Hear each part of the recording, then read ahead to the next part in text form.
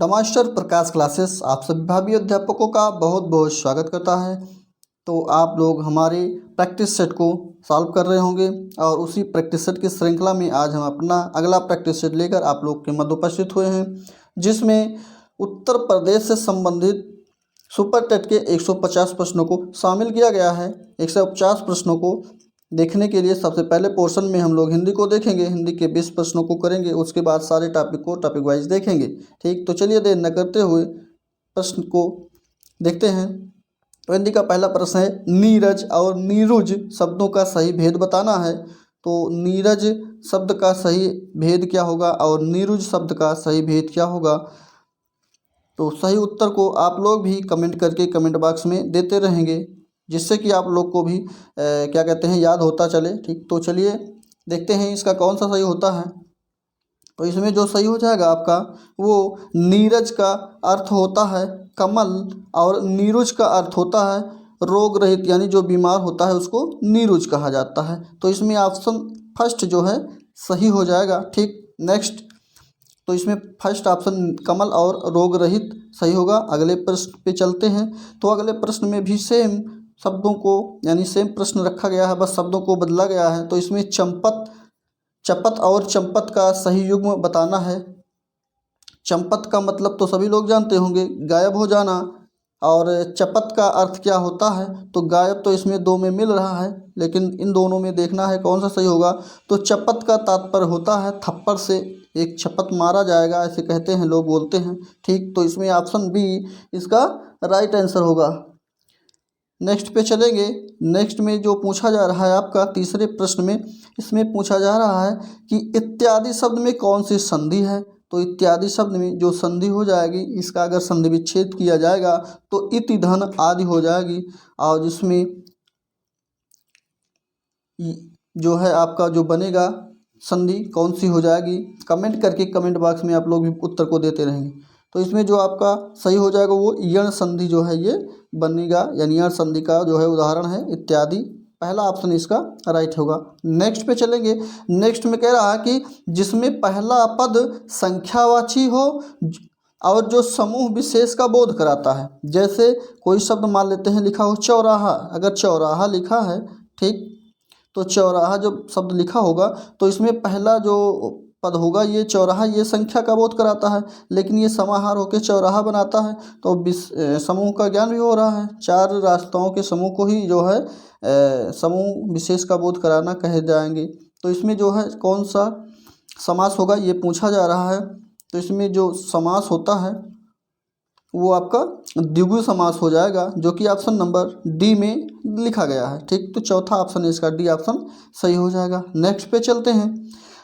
इसमें पूछा जा रहा है कि द्वंद्व समास का उदाहरण क्या है। चारों ऑप्शन आपके स्क्रीन पे है। लंबोदर हो जाएगा, अंधकूप हो जाएगा, नर नारी होगा या शरणागत होगा। तो द्वंद्व समास में, द्वंद्व समास का तात्पर्य है कि एक प्रकार से हम लोग कह सकते हैं जिसका विलोम हो, जैसे नर और नारी, यही जो है हमारा द्वंद्व समास का उदाहरण होता है। ठीक, लगभग 90% जो है आपका यही विपरीत ही हो जाएंगे। ठीक, तो इसमें ऑप्शन नंबर सी बिल्कुल सही होगा इसका। नेक्स्ट है, रसराज किस रस को कहा जाता है। इसमें यही पूछा जा रहा है कि जो रसराज शब्द है इसको किस रस को कहा जाता है। तो इसमें श्रृंगार रस जो हमारा होता है इसी को हम लोग रसराज के नाम से जानते हैं। तो ऑप्शन इसका फर्स्ट बिल्कुल सही हो जाएगा। नेक्स्ट प्रश्न है, संचारी भावों की संख्या कितनी है। तो संचारी भावों की संख्या जो हो जाएगा कितना होगा, 9 होगा, 33 होगा, 16 होगा या 99 होगा। कमेंट करके बताइए इसका कौन सा सही होगा। आप लोग पढ़े होंगे रसों को। तो इसमें ऑप्शन नंबर आपका बी 33 अस्थायी भावों की संख्या होती है, जो कि ऑप्शन नंबर बी में होगा। ठीक, नेक्स्ट प्रश्न इसमें पूछा जा रहा है कि जो छंद होता है वर्णिक या मात्रिक, उसमें प्रतिबंध ना हो तो वह छंद क्या कहलाता है। चाहे जो छंद हो, चाहे वर्णिक हो या मात्रिक हो, अगर कोई प्रतिबंध नहीं होता है तो वो कौन सा छंद कहलाता है, इसमें यही बताना है। तो चारों ऑप्शन आपके सामने हैं, वर्णिक छंद होगा या मात्रिक छंद होगा या मुक्त छंद होगा, इनमें से कोई नहीं। तो जिसमें कोई भी उपबंध या प्रतिबंध ना हो उसको हम लोग क्या कहते हैं, मुक्त छंद के नाम से जानते हैं। ऑप्शन नंबर सी बिल्कुल सही हो जाएगा। नेक्स्ट पे चलते हैं। नेक्स्ट प्रश्न में पूछा जा रहा है कि जूही की कला जो लेख है इसको निराला साहब की ये जो कविता है ये किसका उदाहरण है ये बताना है इसमें। तो इसमें ये जो उदाहरण है ये आपका मुक्त छंद का जो है उदाहरण है, ठीक। इसमें कोई उपबंध या प्रतिबंध नहीं है। नेक्स्ट प्रश्न, स्वतंत्रता का विलोम शब्द क्या होगा? देखते हैं। स्वतंत्रता का विलोम शब्द सभी लोग को मालूम होगा, परतंत्रता होगा, परधीनता होगा, परतंत्र होगा या गुलाम होगा।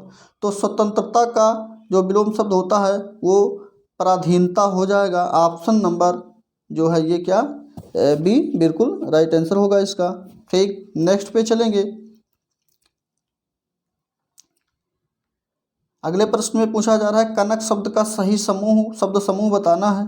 तो कनक का जो जितने भी अर्थ होते हैं उसका समूह दिया गया है, आप लोग को चुनना है। चारों ऑप्शन आपके स्क्रीन पे है, पहला ये है, दूसरा है, तीसरा, चौथा है। सारों बताइए कौन सा सही होगा या चौथे में कोई नहीं होगा, ये बताना है।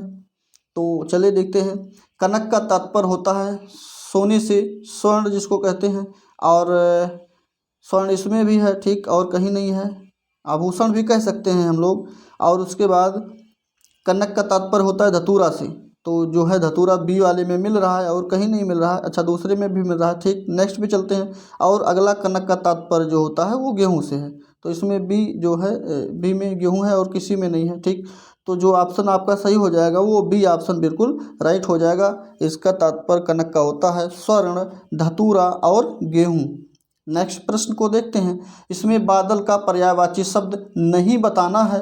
तो बादल का जो पर्यायवाची शब्द होता है घन होता है, पयोधर होता है, जलधर होता है यानी जलद होता है ये, और जलज जो होता है ये बादल का पर्यायवाची शब्द नहीं होता है, ठीक। तो इसी ऑप्शन इसका सही हो जाएगा। नेक्स्ट इसमें पूछ रहा है कि जो विकल्प दिए गए हैं उसमें तत्सम शब्द का चयन करना है।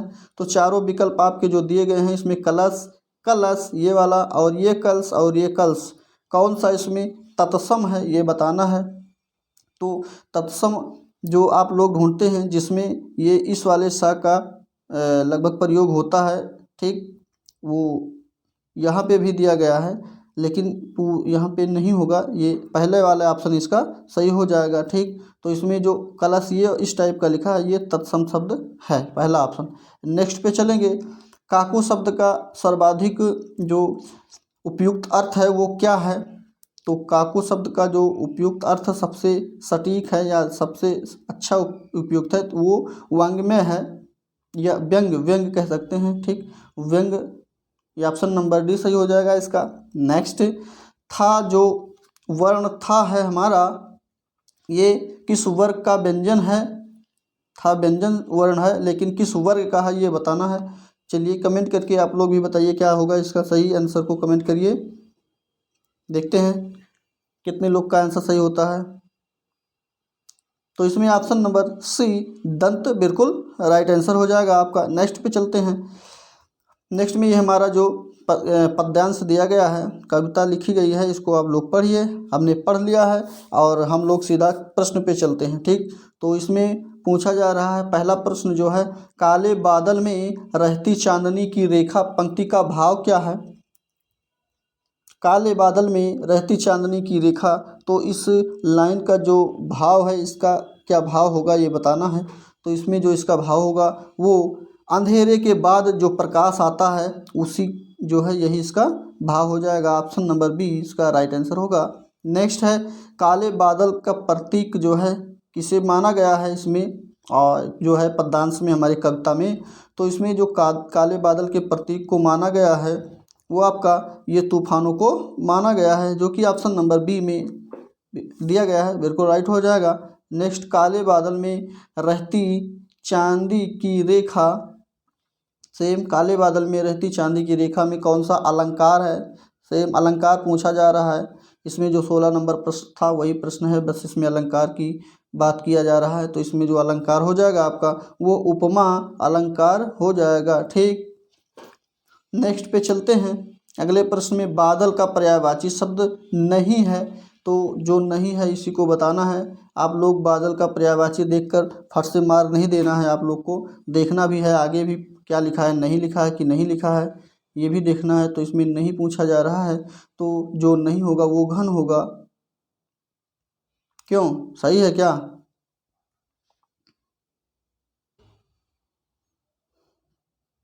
अभी हम लोग इस प्रश्न को देखे थे, तो घन होगा क्या, ये सही है? बताइए कमेंट करके। आप लोग बड़ी जल्दी भूल जाते हैं। इसमें हम लोग किसको देखे थे, जलज को देखे थे। घन होता है, पयोधर होता है, जलद होता है, जो कि बादल का पर्यायवाची है। ये प्रश्न जो है आपका रिपीट हुआ है, इसमें जलज जो था ये जो कहते हैं बादल का पर्यायवाची नहीं है। ठीक, नेक्स्ट पे चलेंगे। एक मुंह दो बात मुहबरे का अर्थ बताना है। एक मुंह दो बात क्या हो जाएगा मुहबरे का अर्थ? तो इसमें एक मुंह दो बात का जो अर्थ होगा वो अपनी बात से पलटना ही इसका अर्थ हो जाएगा। ऑप्शन नंबर सी बिल्कुल राइट हो जाएगा। और इंग्लिश का पोर्शन हमारे अंग्रेजी के सर के द्वारा जो है आपको लोग को पढ़ाया जाएगा। चलते हैं हम लोग अगले पोर्शन पे।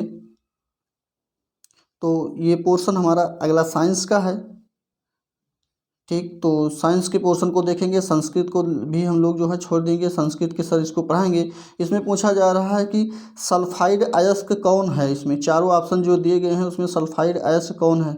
या बॉक्साइड है, हेमेटाइट है, क्यूप्राइट है या आयरन पाइराइड है? तो इसमें जो ऑप्शन सही हो जाएगा वो आपका डी ऑप्शन बिल्कुल सही हो जाएगा, जो कि सल्फाइड अयस्क जो है वो आयरन पाइराइड है। ऑप्शन नंबर डी इसका बिल्कुल राइट आंसर होगा। नेक्स्ट है, इसमें पूछा जा रहा है कि विद्युत का कुचालक कौन सा नहीं है, माफ़ कीजिएगा कौन सा है?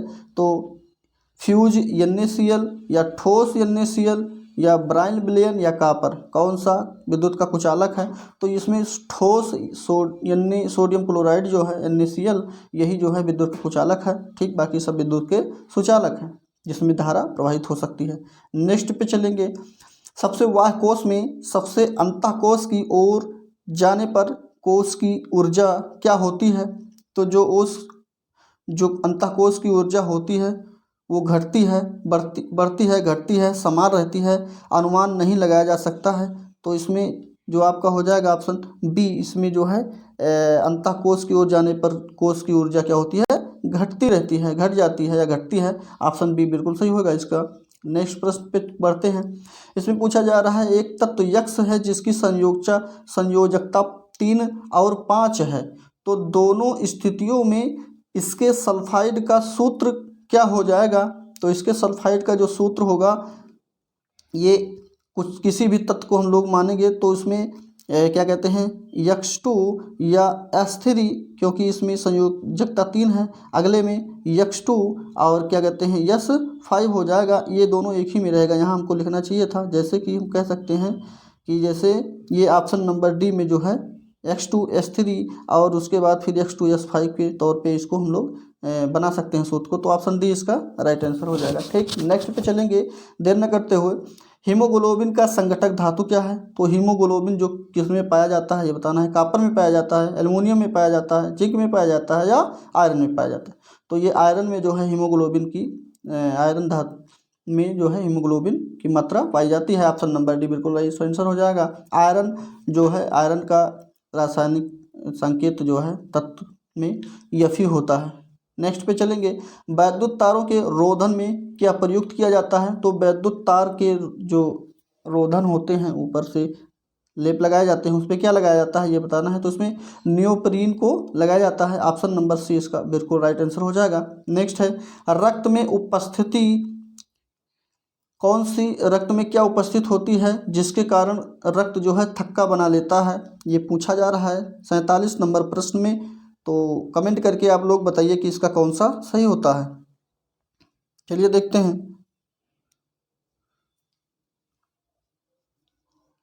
तो आपका ये जो रक्त का थक्का बनने का कारण है उसमें पट्टिकाणु जो होती है उसकी उपस्थिति के कारण रक्त जो है आपका थक्का बनाने लगता है, बन जाता है, या और खून बहना इंसान की बॉडी से बंद हो जाता है।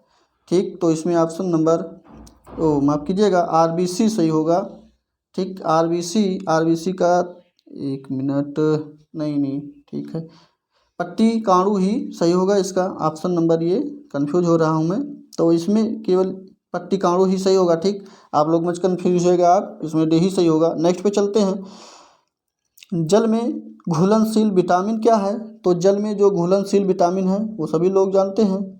जल में घुलनशील, जल में दो शब्द और बी और सी भी दो शब्द, बाकी जितने भी आपके विटामिन हैं वो सब वसा में घुलनशील होंगे। ठीक, जैसे कि ए बी सी को छोड़ दिए और उसके बाद डी ई और के, ये सारे किस में घुलनशील हैं? वसा में। ठीक, नेक्स्ट पे चलेंगे। नेक्स्ट में पूछा जा रहा है कि वैज्ञानिक विधि के पदों का सही क्रम बताना है। तो ये जो 4 क्रम दिए गए हैं इसमें वैज्ञानिक विधि का सही पद क्रम क्या है? तो इसमें जो सही पद क्रम है वो ऑप्शन नंबर डी में दिया गया है, जो कि समस्या, परिकल्पना, प्रयोग, निष्कर्ष, ये ऑप्शन बिल्कुल ही एकदम क्रम में लगे हुए हैं। पहले समस्या होगी, फिर उसकी परिकल्पना हम लोग करेंगे, उसके बाद उसका प्रयोग करेंगे, तो उसका निष्कर्ष निकाल लेंगे। ठीक, तो ये ऑप्शन नंबर डी बिल्कुल राइट आंसर हो जाएगा। नेक्स्ट पे चलेंगे। अगले प्रश्न में पूछा जा रहा है शिक्षा से मेरा अभिप्राय है बालक के शरीर, मन व आत्मा का पूर्ण विकास। तो इस शब्द को किसने कहा है?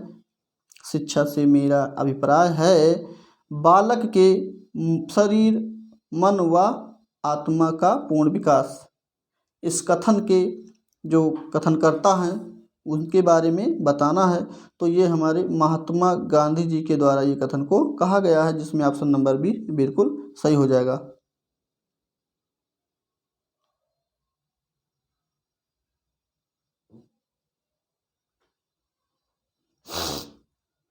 अगले प्रश्न, अगला मैथ का पोर्शन आ गया। ये हमारे मैथ वाले सर के द्वारा आप लोग को पढ़ाया जाएगा। आप लोग मैथ वाले पोर्शन में जाके इसको देखिएगा। ठीक, हम लोग चलते हैं आगे अगले पोर्शन पे, जिसमें क्या है, 1 मिनट, हाँ, ये पर्यावरण दिया गया है, लेकिन पर्यावरण व सामाजिक अध्ययन आप लोग इसको जानिएगा। नेक्स्ट है, टाइपिंग में एरर हो गया है। अगले पे तो इसमें प्रश्न जो पूछा जा रहा है, रस्किन के अनुसार कला क्या है? तो रस्किन जो है उनके अनुसार कला जो है, कला ही जीवन है। ठीक, कला ही जीवन है, हम लोग बचपन में भी पढ़ते रहे हैं इसको, कला ही जीवन है। तो ये ऑप्शन नंबर ए इसको राइट आंसर होगा इसका। अगला प्रश्न है, चारों ऑप्शन को देखते हैं। सामाजिक अध्ययन लोगों तथा सामाजिक एवं भौतिक वातावरण के प्रति उनकी पारस्परिक क्रिया से संबंधित है।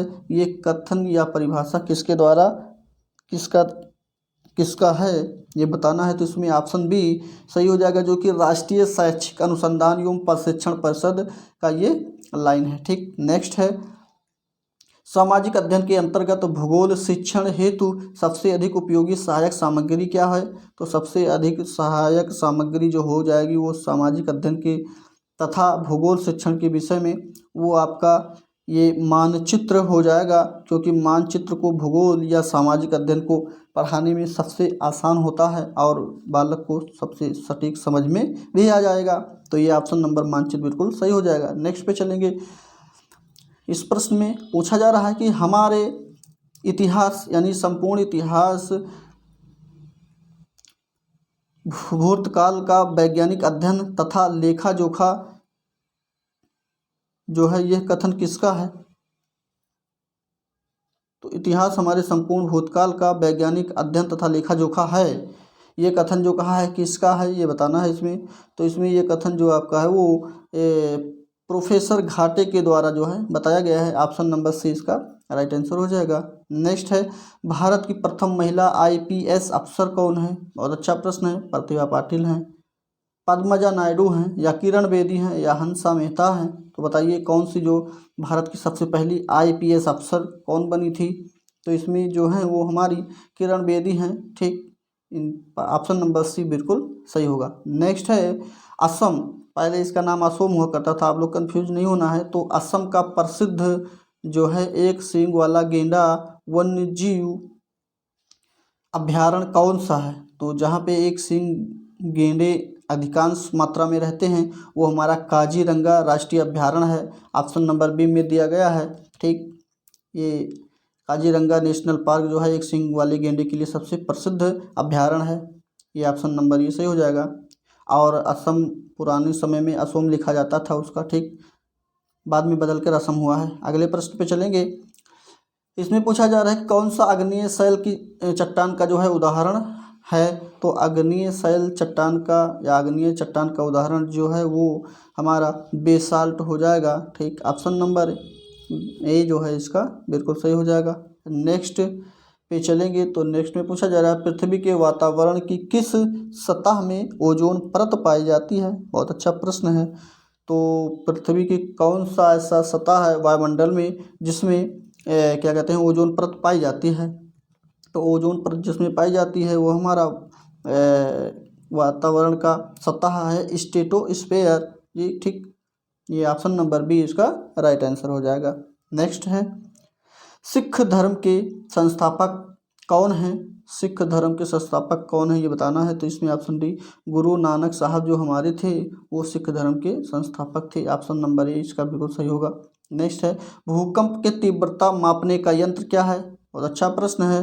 भूकंप की तीव्रता जिससे हम लोग नापते हैं या मापते हैं उसको सिस्मोग्राफ कहा जाता है। ऑप्शन नंबर बी जो है इसका राइट आंसर हो जाएगा।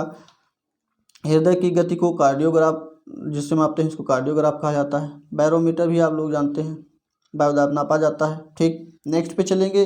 अगला प्रश्न जो है शिक्षण कौशल से है। शिक्षण कौशल जो है इसका प्रश्न विद्यालय का कार्य क्या होता है ये बताना है। तो विद्यालय का कार्य सभी लोग को मालूम है।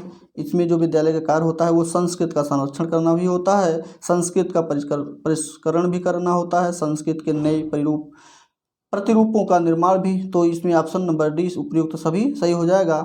नेक्स्ट पे चलेंगे और थोड़ा तेज़ी के साथ हम लोग प्रश्नों को करेंगे जिससे कि कम समय में सारे प्रश्नों को कवर किया जाए, ठीक। तो इसमें शिक्षा की प्रक्रिया के अंग कौन से हैं। तो शिक्षा की प्रक्रिया के अंग जो हो जाएंगे उसमें शिक्षक भी आएंगे, शिक्षार्थी भी आएंगे, पाठ्यक्रम आएगा, यानी कि तीनों आ जाएंगे। तो इसमें ऑप्शन नंबर डी बिल्कुल ये सारे सभी सही हो जाएंगे। और आप लोग को कभी कभी ऐसा भी पूछ सकता है इस प्रश्न को कि जो है शिक्षा की प्रक्रिया के कितने अंग होते हैं। तो शिक्षा की प्रक्रिया के 3 अंग होते हैं जिसमें शिक्षक होता है, शिक्षार्थी होते हैं और पाठ्यक्रम होता है। ध्यान रखिएगा इस प्रश्न को, ये इंपॉर्टेंट प्रश्न है। नेक्स्ट पे चलेंगे।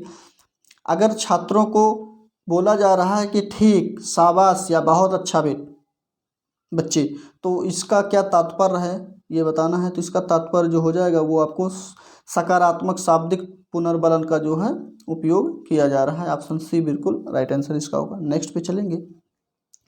किस वायु वर्ग के बच्चे शिक्षा के अधिकार की परिधि में नहीं आते हैं। तो इसमें जो शिक्षा के अधिकार की परिधि में नहीं आते हैं वो 0 से 5 वर्ष के बच्चे होते हैं, ठीक। तो इसमें ये स्कूल नहीं जाते हैं, बाकी इसके बाद जो है वो विद्यालय जाना जो है प्रारंभ कर देते हैं बालक। और उसके बाद जो है 6 से 14 वर्ष के बालकों को जो है सरकार के द्वारा जो है शिक्षा अनिवार्य कर दिया गया है, निःशुल्क और अनिवार्य रूप से पढ़ाया जाएगा ये भी कहा गया है, ठीक। नेक्स्ट पे चलेंगे। भारतीय संविधान में निहित मूल्य कौन सा है। तो भारतीय संविधान में जो निहित मूल्य है वो स्वतंत्रता भी है, हमारा धर्मनिरपेक्षता भी है, भेदभाव न करना भी है। तो इसमें उपयुक्त सभी हो जाएगा। ये ऑप्शन सही बिल्कुल राइट आंसर हो जाएगा, ठीक। नेक्स्ट पे चलेंगे। वैदिक काल में शिक्षा का सत्र कब से प्रारंभ होता है। तो वैदिक काल में शिक्षा का सत्र जब प्रारंभ होता है तो ऑप्शन श्रावण मास के महीने से जो है शुरुआत होता है, जिसको हम लोग मार्च अप्रैल का महीना कहते हैं, ठीक। तो इसमें ऑप्शन नंबर बी बिल्कुल राइट आंसर हो जाएगा। नेक्स्ट है विक्रमशिला विद्यालय को किसने नष्ट किया था। विक्रमशिला जो हमारा विश्वविद्यालय था उसको किसके द्वारा नष्ट किया गया था। तो वो बख्तियार खिलजी के द्वारा नष्ट किया गया था, ठीक। ये ऑप्शन नंबर बी बिल्कुल राइट आंसर हो जाएगा। आप लोग अपनी तैयारी को अपने नोट से और अपने क्लासों से कर रहे होंगे। आप ये मत सोचिए कि हम सभी ऑप्शनों को नहीं बता रहे हैं या नहीं पढ़ रहे हैं। तो इसका तात्पर्य ये नहीं है कि हम पता नहीं है, ठीक। हम उन्हीं प्रश्नों के उत्तर को बता रहे हैं क्योंकि जो सही होगा, क्योंकि कम समय में हमको फटाफट रिवीजन करना है, ठीक। हम रिवीजन के पर्पज़ से प्रैक्टिस सेट को करा रहे हैं जिससे आप लोग के अपने आप को आंके कि क्या आपके लगभग कितने प्रश्न सही हो रहे हैं। तो इसका अन्यथा मत लीजिएगा। तो चलिए इस प्रश्न को देखते हैं। शिक्षण सूत्र का प्रभाव किस पे पड़ता है। तो शिक्षण सूत्र का जो प्रभाव पड़ता है वो केवल ही किस पे पड़ता है, शिक्षण पर पड़ता है। तो ऑप्शन नंबर जो है पहला सही हो जाएगा शिक्षण। क्यों? क्योंकि शिक्षण यानी कि पढ़ाने का तरीका सबको सही होगा तभी जो है शिक्षा सही हो जाएगा, अन्यथा शिक्षा जो है मतलब वहाँ पे फ्लॉप मानी जाएगी। तो इसमें ऑप्शन नंबर ए बिल्कुल सही हो जाएगा। नेक्स्ट है वर्तमान समय में शिक्षक की भूमिका क्या है? तो वर्तमान समय में जो शिक्षक की भूमिका है वो सुगमकर्ता के रूप में कहा जाता है। मनोवैज्ञानिकों ने उसे सुगमकर्ता की जो है परिभाषा के रूप में रखा है। तो ऑप्शन नंबर जो है इसका क्या कहते हैं बी सही होगा जाएगा, सुगमकर्ता। नेक्स्ट पे चलेंगे। नेक्स्ट में पूछा जा रहा है, पहले सारे ऑप्शनों को चारों देखते हैं। तो प्राथमिक स्तर पर बच्चों के लिए संगीत, कहानी कहने, नाटक, कला, शिल्प, खेल आदि जैसी गतिविधियों का संचालन जो करना होता है वो क्या कहलाता है, इस विषय में बताना है। तो वो जो हमारा होता है सप्ताह में एक बार होना, ये सारे सप्ताह में जो है होना सबसे अच्छा जो है माना जाएगा। तो ऑप्शन नंबर ए इसका बिल्कुल राइट आंसर हो जाएगा। ठीक, नेक्स्ट पे चलेंगे। दूसरे में कह रहा प्रत्येक विषय के साथ सम्मिलित होना चाहिए, नहीं। अलग से संचालित करना चाहिए, नहीं। अतिरिक्त समय के में किया जाना चाहिए, नहीं। तो इसमें प्रत्येक सप्ताह में जो है एक बार होना आवश्यक है, यही ऑप्शन सबसे सटीक और अच्छी है। ठीक, तो पहला ऑप्शन इसका राइट आंसर हो जाएगा। ठीक, मैंने पहले ही बता दिया था। चलिए अगले पे चलते हैं, बाल मनोविज्ञान को देखते हैं। तो बाल मनोविज्ञान के प्रश्न सही सभी सारे बड़े बड़े होते हैं, तो इसके ऑप्शन को भी देखना होगा। चलिए देखते हैं। आप लोग को दिख रहा होगा, नहीं दिख रहा होगा तो अपनी मोबाइल की क्वालिटी को थोड़ा बढ़ा लीजिए। ठीक, उसके बाद डाउन कर लीजिएगा। तो चलते हैं 91 पे। जब बच्चे एक विशेष संख्या में पुस्तकें पढ़ते हैं तो उन्हें एक प्रमाण पत्र दिया जाता है। यह रणनीति शायद अधिकतम समय तक न करें। क्यों न करें? क्योंकि इसी विषय में बताना है। तो इसमें जो सही होता है देखते हैं। यह संभवतः बच्चों को केवल प्रमाण पत्र प्रदान करने के लिए पुस्तकों को पढ़ने की तरफ ले जा सकती है। हाँ सही बात है, क्योंकि ये यही वाला ऑप्शन इसमें हमें सटीक लग रहा है। सभी ऑप्शन को पढ़ लेते हैं। वो विद्या यानी पुस्तकालयों में बहुत अधिक पुस्तकों को खरीदने की आवश्यकता होगी, ये ऐसा नहीं होगा, ये गलत है। नेक्स्ट पे, अच्छा ना करने की बात है, ये तो सही हो जाएगा भाई। ये वाला जो है आपका ऑप्शन सही ये होगा। ठीक, इसमें नहीं करना है तो ये नहीं करना है। और उसको भी जब अधिक संख्या में बच्चे पढ़ना शुरू कर देंगे तो बड़ी मात्रा में प्रमाण पत्र देने होंगे, ये भी नहीं करना है। और उसके बाद पुस्तकों को पढ़ना बच्चों के उसके गृह कार्यों को पूरा करने में बाधा डालेगा, तो ये भी नहीं होगा। तो इसमें जो हो जाएगा आपका सही वो पहला ऑप्शन बिल्कुल सही हो जाएगा, ये ना करें। ठीक, नेक्स्ट पे चलेंगे। अगले प्रश्न में पूछा जा रहा है कि किसी कक्षा में शिक्षक की भूमिका क्या होती है। बहुत अच्छा प्रश्न है। तो कक्षा में जो शिक्षक होता है उसका भूमिका क्या होती है ये बताना है। तो इसमें जो शिक्षक की भूमिका होती है वो आपका सीखने की विश्वसनीय स्थितियाँ जुटाना और शिक्षार्थियों को स्वतंत्र चिंतन की सुविधा देना, यही इसका जो है शिक्षक की भूमिका मुख्य भूमिका होती है। ऑप्शन नंबर बी बिल्कुल सही होगा। नेक्स्ट की तरफ बढ़ते हैं। नेक्स्ट में पूछा जा रहा है इस प्रश्न में, मानसिक संरचनाएं जो चिंतन के निर्माण प्रखंड हैं इसके लिए पियाजे ने किस शब्द का प्रयोग किया है। तो जो पियाजे ने जिस शब्द का प्रयोग किया है वो शब्द हमारा स्कीमा है। ठीक, या उदाहरणाएं कह सकते हैं। तो ऑप्शन नंबर सी बिल्कुल इसका सही हो जाएगा। और ये शब्द भी जो है क्या कहते हैं हमारे जिन पियाजे साहब के द्वारा दिया गया है। ठीक, नेक्स्ट पे चलेंगे। आप लोग पढ़े होंगे इसके बारे में। वाइगोत्स्की के अनुसार बच्चे स्वयं से क्यों बोलते हैं।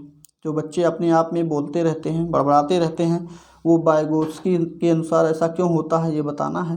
तो इसमें जो सही हो जाएगा, बच्चे अपने कार्य की दिशा देने के लिए बोलते हैं। जो जैसे कोई छोटे बालक हैं या बालिका है तो वो खिलौने के साथ स्वयं से बात करती हैं, खिलौने से बात करती है। ठीक, तो उसका तात्पर्य है कि वो अपने कार्य को जो है दिशा देने के लिए उससे या स्वयं से बोलती रहती है। नेक्स्ट पे चलेंगे। सुगमकर्ता अशासकता वाले का तात्पर्य क्या है। अधिगम अशासकता वाले का तात्पर्य क्या है ये बताना है। तो चलिए देखते हैं। बच्चों को एक समान दिखाई देने वाले अक्षरों और वर्णों में भ्रम होता है। हाँ, तो ठीक सही बात है, ये पहला ऑप्शन बिल्कुल सही हो जाएगा, क्योंकि अधिगम असशक्तता का तात्पर्य होता है, अधिगम माने सीखना, और अशक्तता का तात्पर्य यह है कि कमज़ोर। ठीक, तो इसमें जो है जब बच्चों को दिखाई देने वाले अक्षरों वर्णों में भ्रम हो जाएगा तो कहाँ सीख पाएंगे, गड़बड़ हो जाएंगे। ठीक, तो पहला ऑप्शन बिल्कुल सही हो जाएगा। नेक्स्ट है हमारा, प्रतिभाशाली होने का संकेत कौन नहीं है। तो जो प्रतिभाशाली होने का संकेत नहीं है, इसके विषय में बताना है।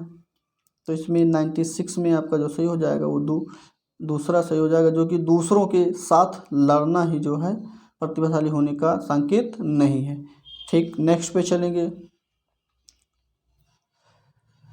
विशिष्ट बालकों की शिक्षा हेतु शिक्षक को किस पे ध्यान देना चाहिए। तो शिक्षकों को जो ध्यान देना चाहिए विशिष्ट बालकों की शिक्षा हेतु, वो सबसे अच्छा जो है वो हमारा अनुशासन है। ऑप्शन नंबर बी बिल्कुल सही हो जाएगा। नेक्स्ट की तरफ बढ़ेंगे। नेक्स्ट में कहा जा रहा है कि विकास कभी न समाप्त होने वाली प्रक्रिया है। यह विचार किससे से संबंधित है। तो यह विचार जो संबंधित है वो निरंतरता का सिद्धांत से संबंधित है, क्योंकि विकास कभी न समाप्त होने वाली प्रक्रिया है। ठीक, तो इसमें ऑप्शन नंबर डी बिल्कुल राइट आंसर हो जाएगा। नेक्स्ट है, सामान्य गर्भधारण के कितने दिन बाद शिशु का जन्म होता है।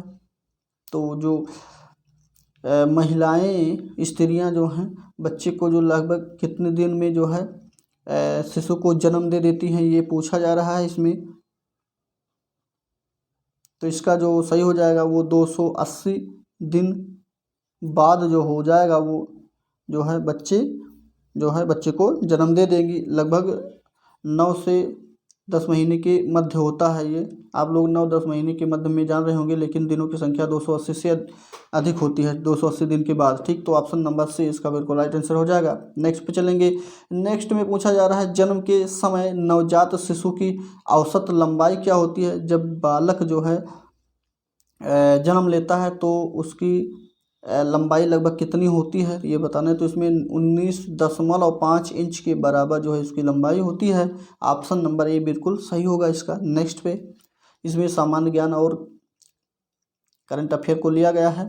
तो इसमें देखते हैं, पहले में मृत जीवों और जानवरों को खाद्य मिट्टी में परिवर्तित करने वाले सूक्ष्म जीवों को किस नाम से जाना जाता है। तो इसमें जो सही हो जाएगा वो आपका डी, उसमें अपघटन करने वाले जीवाणु जो है उसमें आ जाएंगे, उन्हीं को जो है अपघटन के नाम से जाना जाता है। ठीक, नेक्स्ट पे चलते हैं। इसमें पूछा जा रहा है, भूजल रिसाव के द्वारा रिचार्ज हो सकता है। कुछ स्थानों पर भूजल भौमजल स्तर के नीचे कठोर चट्टान और परतों के बीच होता है। तो इस जल को क्या कहा जाता है।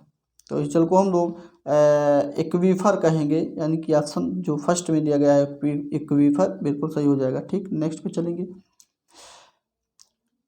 विषाणुओं के कारण निम्न में से कौन सी बीमारी होती है। तो विषाणु से होने वाली बीमारी के बारे में बताना, जो नीचे लिखे गए हैं चारों ऑप्शन में, जैसे हैजा, अंतर्ज्वार है, पेचिश है, क्षय रोग है। इसमें जो है विषाणुओं के द्वारा कौन सा रोग होता है ये बताना है। तो इसमें जो विषाणु के द्वारा रोग होएगा वो पेचिश हो जाएगा। ऑप्शन नंबर सी बिल्कुल सही होगा। नेक्स्ट, आप लोग भी कमेंट करके उत्तर को देते रहें। ठीक, नेक्स्ट है, ग्रामीण विकास निधि को वर्ष यानी कि किस वर्ष में स्थापित किया गया था, ताकि प्राथमिक ऋण संस्थानों को प्रतिस्पर्धी दरों पर ग्रामीण क्षेत्रों में लक्षित समूहों को आवास वित्त प्रदान करने के लिए धन उपलब्ध कराने में सक्षम बनाया जा सके। तो ये जो सन था इसमें इसको जो है स्थापित किया गया था। तो इसको 2008 और 9 में जो है स्थापित किया गया था। यहाँ पे 2008-9 वर्ष हो जाएगा। नेक्स्ट है हमारा, फ्रैंक वीटल द्वारा जो है किसका आविष्कार किया गया था। फ्रैंक वीटल किसके आविष्कारक हैं। तो ये जो आविष्कारक हैं ये जेट इंजन के आविष्कारक हैं। ऑप्शन नंबर डी बिल्कुल राइट आंसर हो जाएगा इसका। नेक्स्ट पे चलेंगे। जैसे कि कश्मीर लिखा गया है यहाँ पे, कश्मीर दी वाजपेयी ईयर्स नामक किताब के लेखक कौन है। ये एक पुस्तक का नाम है, तो इसके लेखक के बारे में बताना है। तो इसके लेखक जो है हमारे वो ऐसे दुलुत्सर हैं। ऑप्शन नंबर सी बिल्कुल सही होगा। नेक्स्ट है, केंद्रीय यानी जीएसटी कानून को भारत के राष्ट्रपति ने कब सहमति दी?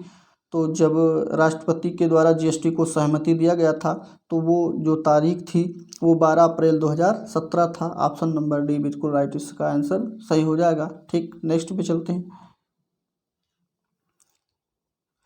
सूचना प्रौद्योगिकी यानी संशोधन अधिनियम 2008 27 अक्टूबर से 27 अक्टूबर और किस सन में इसको पारित किया गया था? तो इसको सन 2008 में ये अधिनियम बना और 2009 में इसको लागू कर दिया गया था, 27 अक्टूबर 2009 में। ठीक, सूचना प्रौद्योगिकी। नेक्स्ट पे चलेंगे। नेक्स्ट में पूछा जा रहा एक जिला एक उत्पाद योजना के तहत हस्तनिर्मित कागज के उत्पादन के लिए उत्तर प्रदेश जो है कौन सा जिला चुना गया है?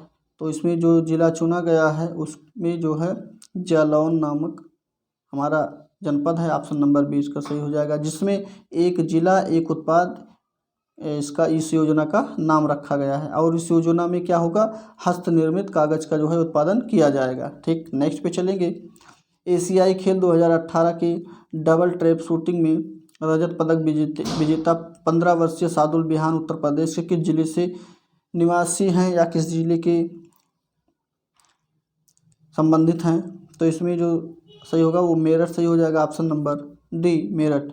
नाम याद कर लीजिएगा, शार्दुल बिहान मेरठ से संबंधित हैं। ठीक, अगला आगरा और अवध के संयुक्त प्रांत जिन्हें अब उत्तर प्रदेश के नाम से जाना जाता है ने वर्ष 1921 में अपनी राजधानी को लखनऊ में किससे लखनऊ में स्थानांतरित किया? यानी कि लखनऊ के पहले इसकी राजधानी यानी 1921 के पहले क्या थी ये बताना है।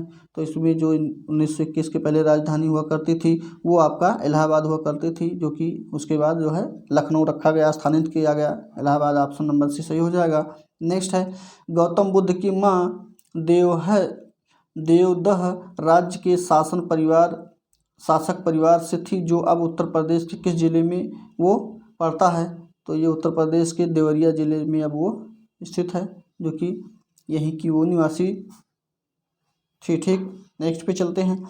वाल्मीकि का आश्रम यानी ब्रह्मवर्त में था जो क्या था? कौन सा स्थान था जहाँ पे वाल्मीकि की आश्रम ब्रह्मवर्त थी? तो इसमें ये बिठूर जो स्थान था यहीं पे जो है वाल्मीकि का आश्रम हुआ करता था। ठीक, बिठूर ऑप्शन ए सही हो जाएगा। नेक्स्ट है यस एंड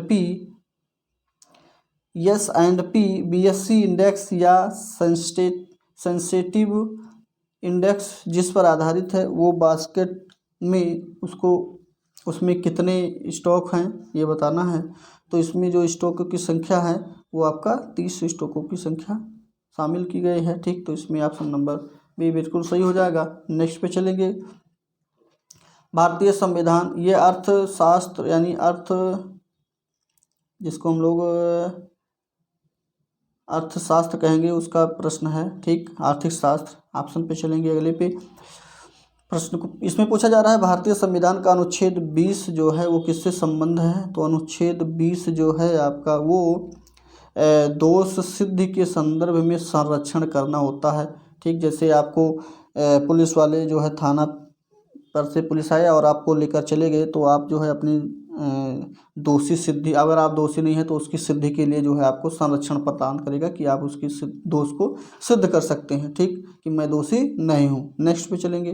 भारतीय संविधान के अनुच्छेद 21A के अनुसार राज्य को जो है 6 से, यहाँ आप सभी मालूम होगा, 6 से 14 वर्ष की आयु के सभी बच्चों को मुफ्त और अनिवार्य शिक्षा प्रदान करना चाहिए। ये ऑप्शन जो है इसमें मैंने पहले ही बता दिया, तो ऑप्शन बी में ये मिल रहा है, सही हो जाएगा। नेक्स्ट पे चलेंगे।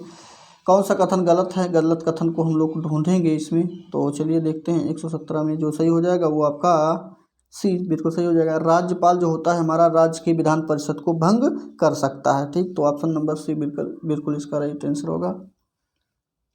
विधानसभा की बात किया जा रहा है, अन्यथा राज्यसभा आप लोग समझ लें। ठीक, नेक्स्ट पे चलेंगे। और क्योंकि राज्यसभा कभी भंग नहीं होती है, ठीक, यहाँ विधान परिषद की बात किया जा रहा है।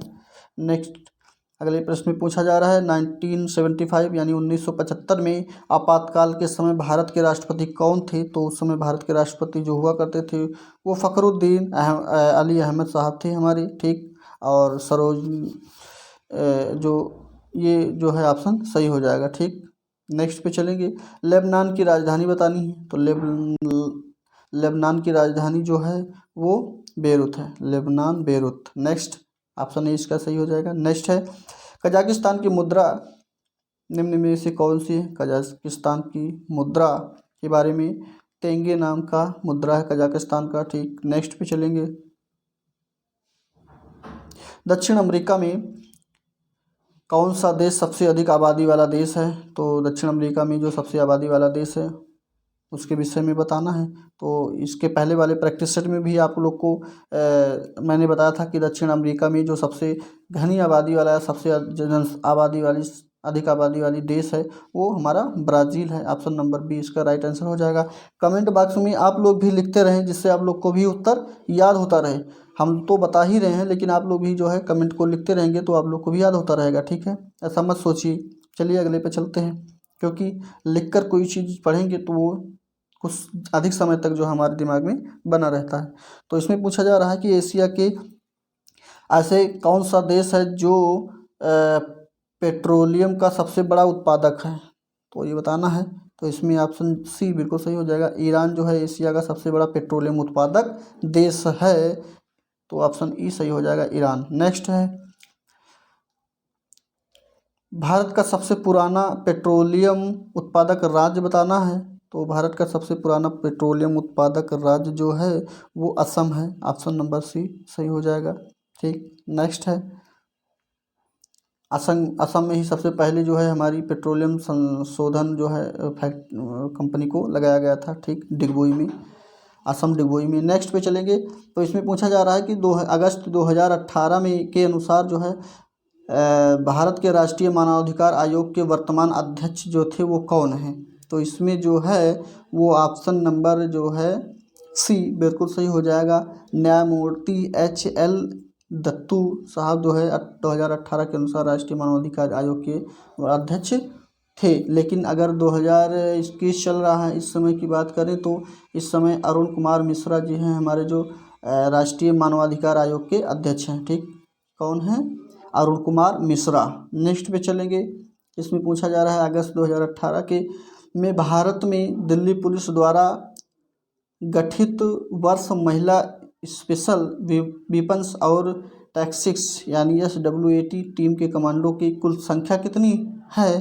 तो कुल कमांडो की संख्या जो है वो 36 है। ऑप्शन नंबर ए 36 सही हो जाएगा। भारत ने मई 2018 में लैंड बॉर्डर क्रॉसिंग समझौते पर किस देश के साथ हस्ताक्षर किया है? तो जो हस्ताक्षर किया गया था वो बांग्लादेश के साथ किया गया था। ऑप्शन नंबर बी इसका राइट आंसर होगा।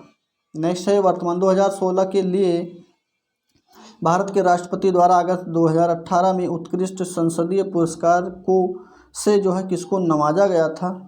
ध्यान दीजिएगा, उत्कृष्ट संसदीय पुरस्कार के विषय में बात किया जा रहा है। तो यहाँ पे ऑप्शन नंबर जो है बी दिनेश त्रिवेदी को जो है इसके द्वारा जो है नवाजा गया था। नेक्स्ट है अगस्त 2018 के अनुसार भारतीय प्रतिभूत और विनिमय बोर्ड यानी सेबी का वर्तमान अध्यक्ष कौन था? 2018 की बात किया जा रहा है। तो 2018 में जो सेबी के अध्यक्ष हुआ करते थे वो जो है हमारे ये अजय त्यागी जी हैं। ठीक, और इस समय भी यही हैं, 2021 में भी अजय त्यागी ही हैं सेबी के अध्यक्ष। नेक्स्ट पे चलेंगे। दांतों की वर्धिक छवि को देखने के लिए दंत चिकित्सकों द्वारा जो है किस लेंस का उपयोग किया जाता है? तो इसमें जो दंत चिकित्सकों के द्वारा लेंस का प्रयोग किया जाता है वो आपका अवतल लेंस होता है। ऑप्शन नंबर ए भी इसको सही होगा। नेक्स्ट है संयुक्त राष्ट्र द्वारा पीने, धोने, खाना पकाने और उचित स्वच्छता को बनाए रखने के लिए अनुशंसित न्यूनतम पानी की मात्रा प्रति व्यक्ति प्रतिदिन कितना लीटर है? तो ये जो है वो आपका कम से कम ये 50 लीटर उसकी जो है क्षमता को रखा गया है। ऑप्शन नंबर ए भी इसको सही होगा। रीजनिंग के प्रश्नों को रीजनिंग के सर के द्वारा कराया जाएगा। सूचना तकनीकी को देखते हैं जो कि कंप्यूटर से संबंधित है। इसमें पूछा जा रहा है कि सेकेंडरी स्टोरेज मीडिया से हार्ड डिस्क में सॉफ्टवेयर प्रोग्रामों की कॉपी करने की प्रक्रिया को क्या कहा जाता है? तो इसमें जो है अगर हार्ड डिस्क से सॉफ्टवेयर के प्रोग्रामों को कॉपी किया जाएगा तो उसको जो हम लोग कहेंगे वो कहेंगे इंस्टॉलेशन हो रहा है, यानी कि ऑप्शन नंबर सी बिल्कुल सही हो जाएगा इसका। नेक्स्ट पे चलेंगे। कंप्यूटर के संदर्भ में रैम का तात्पर्य क्या है, यानी कि रैम का पूरा नाम रैंडम एक्सेस मेमोरी होता है। तो ऑप्शन नंबर बी इसका बिल्कुल सही हो जाएगा, रैंडम एक्सेस मेमोरी सभी लोग जानते हैं। रोम की बात किया जाएगा तो random only memory, read only memory के नाम से उसको जानेंगे। एक होता है ROM, ठीक, तो यहाँ पे हो जाएगा रीड ओनली मेमोरी। नेक्स्ट पे चलेंगे, कंप्यूटर सिस्टम में मदरबोर्ड से क्या तात्पर्य है, तो मदरबोर्ड का तात्पर्य जो है वो सर्किट बोर्ड से है। ऑप्शन नंबर बी इसका राइट आंसर हो जाएगा। कंप्यूटर के में घड़ी की गणना किस मात्रा में की जाती है, तो कंप्यूटर में जो घड़ी की गणना की जाती है वो आपका गीगा हर्ट्ज में किया जाता है। ऑप्शन नंबर डी बिल्कुल सही हो जाएगा, ठीक। नेक्स्ट, प्रोग्रामिंग के लिए विकसित की गई सर्वप्रथम भाषा कौन सी थी, तो सबसे पहली जो भाषा थी कंप्यूटर प्रोग्रामिंग के लिए वो ऑप्शन नंबर ये फोर्ट्रन नामक भाषा हुआ करती थी। ऑप्शन नंबर डी सही होगा। जीवन कौशल प्रबंधन और अभिवृद्धि के प्रश्नों को देखेंगे। इसमें जो है व्यावसायिक आचरण व नीति का सबसे अधिक महत्व होता है, तो इसमें ऑप्शन नंबर आपका बी बिल्कुल सही हो जाएगा, जो कि ये एक निर्णय में जो है महत्वपूर्ण होता है। ऑप्शन नंबर बी सही हो जाएगा। नेक्स्ट है, पुरस्कार कितने प्रकार का होता है, तो पुरस्कार कितने प्रकार का होता है ये सभी लोग जानते हैं, 2 प्रकार का होता है। ऑप्शन नंबर बी बिल्कुल सही हो जाएगा। नेक्स्ट है, दंड से किस प्रकार की भावना उत्पन्न होती है, यदि बालकों को, शिक्षार्थियों को जब जो है दंड दिया जाता है तो उसमें उनके अंदर जो भावना उत्पन्न होती है वो किस प्रकार की भावना होती है, वो दुखद की भावना उत्पन्न होती है। ऑप्शन नंबर ए बिल्कुल सही हो जाएगा। नेक्स्ट है, जन्मजात अभिप्रेरक कौन है, तो जो हमारे जन्म से ही प्रेरण होते हैं वो कौन से हैं, तो जो ये है उसमें क्रोध है। क्रोध जो है हमारा जन्म से ही होता है, ठीक। और भूख, प्यास, सोना ये सारे भी जन्मजात अभिप्रेरण हैं। खेलना, निद्रा भी जो है हमारा क्या कहते हैं जन्मजात अभिप्रेरण है, तो इसमें ये भी सही हो जाएगा। क्या कहते हैं ए भी सही होगा और ये क्या कहते हैं डी भी सही होगा, ठीक। और ये दोनों जो है प्रशंसा या खेलना ये क्या कहते हैं अर्जित प्रेरणा के अंतर्गत आते हैं। नेक्स्ट पे चलेंगे तो इसमें दोनों सही आप लोग मारिएगा, निद्रा और क्रोध। नेक्स्ट पे चलेंगे, इसमें पूछा जा रहा है कि निर्देशन के प्रकार कितने हैं, तो निर्देशन के प्रकार के बारे में जानते हैं हम लोग कि निर्देशन के जो प्रकार होते हैं वो आपका 3 प्रकार के होते हैं।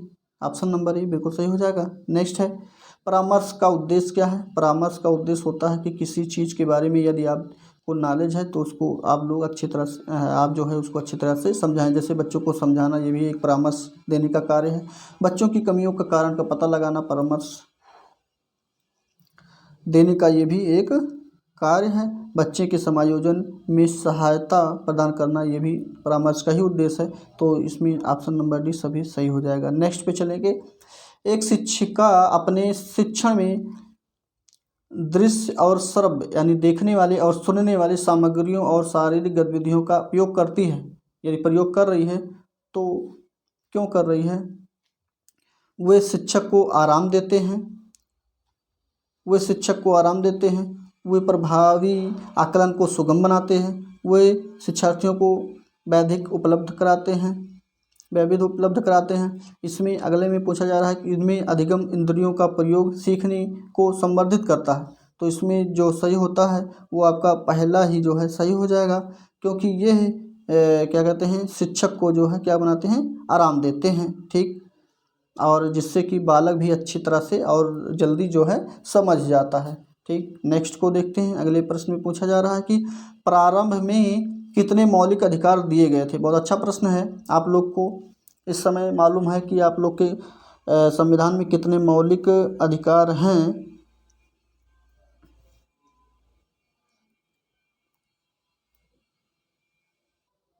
तो पहले मौलिक अधिकारों की संख्या हमारी 7 थी, जिसमें से एक को हटा दिया गया है, तो वर्तमान में 6 बचे हैं, ठीक।